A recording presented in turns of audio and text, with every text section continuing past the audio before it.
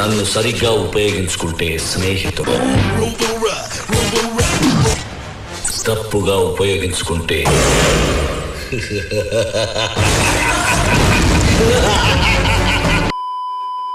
మన శంకర్ భయ్య పరిస్థితి ఏంటి? శంకర్ అంటే గుడుంబ శంకర్ సినిమా కాదు, డైరెక్టర్ శంకర్ గారు. సో డైరెక్టర్ శంకర్ గారు గేమ్ చేంజర్ తర్వాత పాపం సందిగ్ధంలో పడ్డాడు. ఏంటి ఆ విషయము అంటే ఆయన దగ్గరికి ప్రొడ్యూసర్లు ఎవరు రావట్లేదంట. అసలు ఒకప్పుడు శంకర్ సినిమాలో యాక్టింగ్ చేయాలంటే హీరోలు ఎగబడేవాళ్ళు, సార్ నాకు ఛాన్స్ ఇవ్వండి సార్, నాకు ఛాన్స్ ఇవ్వండి సార్, ఆ టైప్లో హిట్ల మీద హిట్లు, హిట్ల మీద హిట్లు, హిట్ల మీద హిట్లు. అసలు శంకర్ సినిమా అంటే అది ఒక ఇండస్ట్రీ మార్క్ అనమాట. అయితే ఆ రోజుల్లోంచే పెద్ద బడ్జెట్ సినిమాలు తీసేటువంటి గొప్ప డైరెక్టర్ ఎవరయ్యా అంటే శంకర్ అనేది అయితే ఫస్ట్ స్టార్టింగ్ నుంచే జెంటిల్మెన్ దగ్గర నుంచి మొదలు పెడితే అలవాటైపోయింది అనమాట. సో తర్వాత ఇంక అందరూ పెద్ద డైరెక్టర్లు పెద్ద బడ్జెట్లు ఒక రేంజ్లో తీసుకుంటూ వచ్చారు.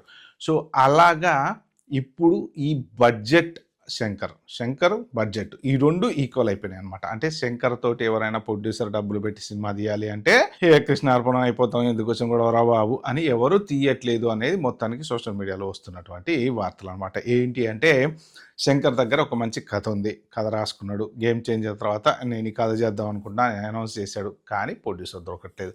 మరి అంత సంపాదించుకున్నాడు, ఆయనే ప్రొడ్యూస్ చేసుకోవచ్చు కదా, ఆయనకి ఎందుకు ప్రొడ్యూసర్ అంటే ఎవ్వరు కూడా వాళ్ళ చేత్తో వాళ్ళ చేయిని వాళ్ళు కాల్చుకోరు, పక్కోడు చేయి కాల్చడానికే ట్రై చేస్తారనమాట. హిట్ అయిందా బాగుంటుంది, నో ప్రాబ్లం. హిట్ కాలేదా, ఇప్పుడు గేమ్ చేంజర్ చూశారు కదా, అసలు మామూలు డిజాస్టర్ కూడా కాదు. సినిమా చాలా బాగుంటుంది, కానీ మరి ఎందుకు డిజాస్టర్ అయింది అనేది ఇప్పటికీ అర్థం కావట్లేదు.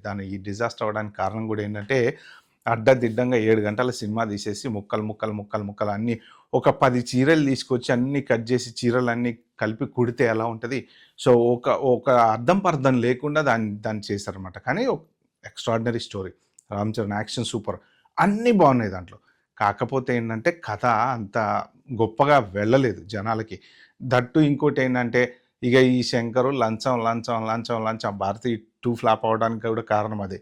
ఇక అయిపోయింది జనాలు, అది సినిమా లంచం అంటే ఒకప్పుడు అదొక ఫేమస్ టైప్ ఆఫ్ స్క్రిప్ట్. అది చూస్తే అబ్బాయి లంచం తీసుకునే వాళ్ళని కొడుతున్నావు, చంపుతున్నావు, అది చేస్తున్నావు, ఇది చేస్తున్నావు భారతీయుడు ఆ టైంలో.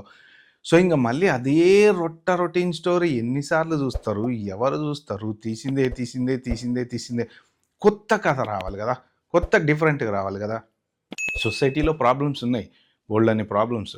ఇప్పుడు తమిళ డైరెక్టర్లు జనరల్గా ఎక్కువ ఏంటంటే దేనికి ఫేమస్ అంటే వాళ్ళు సొసైటీలో ఉన్నటువంటి ఒక చిన్న సబ్జెక్ట్ని ఎత్తుకుంటారు అనమాట. ఆ సబ్జెక్ట్ని ఎత్తుకొని ఇప్పుడు మహావీరన్ సినిమా ఉంది, అపార్ట్మెంట్లకు జనరల్గా వాళ్ళు పర్మిషన్లు తీసుకోకుండా కల్తీ అపార్ట్మెంట్లు కట్టేసేసి, అంటే ఒక సబ్జెక్ట్ అది నిజంగా కడుతున్నారు చాలామంది బిల్డర్లు. ఎందుకు కడతారు అంటే డబ్బులు కక్కుర్తి కోసం అని చెప్పేసి కల్తీ అపార్ట్మెంట్లు కట్టేస్తుంటారు.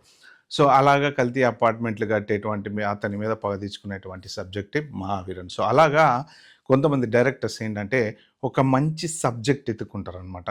సొసైటీలో చెత్త గురించో లేకపోతే మున్సిపాలిటీ వాడు చెత్త తీయట్లేదనో ఇంకోటనో అలా సబ్జెక్ట్ ఓరియంటెడ్గా ఉంటాయి. సో మొత్తానికి మన శంకర్కి 15 సంవత్సరాలు అయింది ఒక హిట్ లేక. రోబో తర్వాత వచ్చిన సినిమాలు అన్నీ flop, including last game changer success అవుద్ది హిట్ అని అనుకున్నారు, కానీ దాన్ని సాగదీసి లాగి సో ఇప్పుడు వేల్పారి అనేటువంటి ఒక నవల ఆధారంగా ఒక కథ తయారు చేసుకున్నారంట శంకర్. దాన్ని 3 పార్ట్లుగా చేయాలి, ఒక్కొక్క పార్ట్కి 100 కోట్లు ఖర్చు అవుతుంది అన్న ఉద్దేశంతో ఈయన చెప్తున్నాడు అనమాట. కానీ ఏంటంటే దిగేటప్పుడు 100, దిగిన తర్వాత 200, 300, 400 వెళ్ళిపోతానంటే అది బడ్జెట్ అనమాట. ఎందుకు అంటే అసలు సగం బడ్జెట్ అంతా పోయేది ఇక్కడ. 100 కోట్లు బడ్జెట్ అంటారు, కానీ దాంట్లో 80 కోట్లు ఆర్టిస్టులకి పోతే సినిమా ఖర్చుకో 20 కోట్లు అవుతుంది. డైరెక్టర్కి ఇంత, హీరోకి ఇంత, హీరోయిన్కి ఇంత, సగం అక్కడే పోతుంది. సో అందుకని ఏంటంటే సో ఈ సినిమాకి 100 కోట్లతో మొదలు పెడితే 200కి వెళ్ళచ్చు, 300కి వెళ్ళచ్చు. ఒక్కసారి సినిమా సగం చేసిన తర్వాత ఎవరు ఆపుతారు దాన్ని? అందుకని చెప్పేసి శంకర్ అంటే భయపడుతున్నారు అనేసి మొత్తానికి న్యూస్ అయితే ఉందన్నమాట.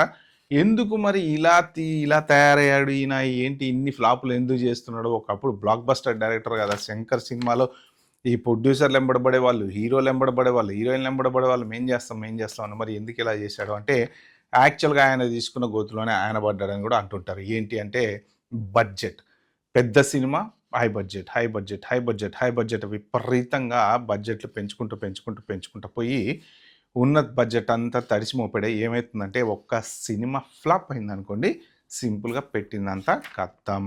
సో కాబట్టి ఏంటంటే ఈ బడ్జెట్ ప్రాబ్లమ్స్ వల్లనే మెయిన్ ఇవి ఈ శంకర్ దగ్గరికి ఎవరు రావట్లేదు అనేసి న్యూస్ అయితే ఉందన్నమాట. చూద్దాం మరి త్వరలో మొత్తానికి. ఎందుకంటే డైరెక్టర్ మాత్రం వండర్ఫుల్ డైరెక్టర్. ఆ టాలెంట్, ఆ స్క్రిప్ట్, ఆ సబ్జెక్టు నిజంగా శంకర్ సినిమాలంటే నెక్స్ట్ లెవెల్. అది ఇప్పటికీ కూడా మన పాత సినిమాలు కనుక చూస్తుంటే ఇప్పుడు భారతీయుడు కానివ్వండి, లేకపోతే ఒకే ఒక్కడు కానివ్వండి, ఆ ఒకే ఒక్కడు చూడండి, ఒక చిన్న సబ్జెక్ట్ని ఒక రేంజ్కి తీసుకెళ్ళాడు అనమాట. గ్రిప్పింగ్ స్టోరీ అనమాట అది.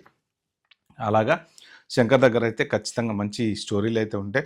ఇది మాత్రం కొంత రాజుల కాలానికి సంబంధించినటువంటి స్టోరీ అని చెప్పేసి అని అయితే అంటున్నారు. చూద్దాం మరి. ఇక మరి ప్రొడ్యూసర్ దొరికి శంకర్ సినిమా స్టార్ట్ కావాలని మనం అయితే కోరుకుందాం. ఇలాంటి మంచి మంచి వార్తలు నా ఛానల్లో కనుక మీరు చూడాలంటే ఏం చేయాలి తెలుసు కదా, సబ్స్క్రైబ్ చేసుకోండి, లైక్ నొక్కండి, నోటిఫికేషన్ ఆన్ చేసి పెట్టుకోండి. పెట్టగానే వీడియోలు మీ దగ్గరకు వస్తాయి. Bye bye, have good day.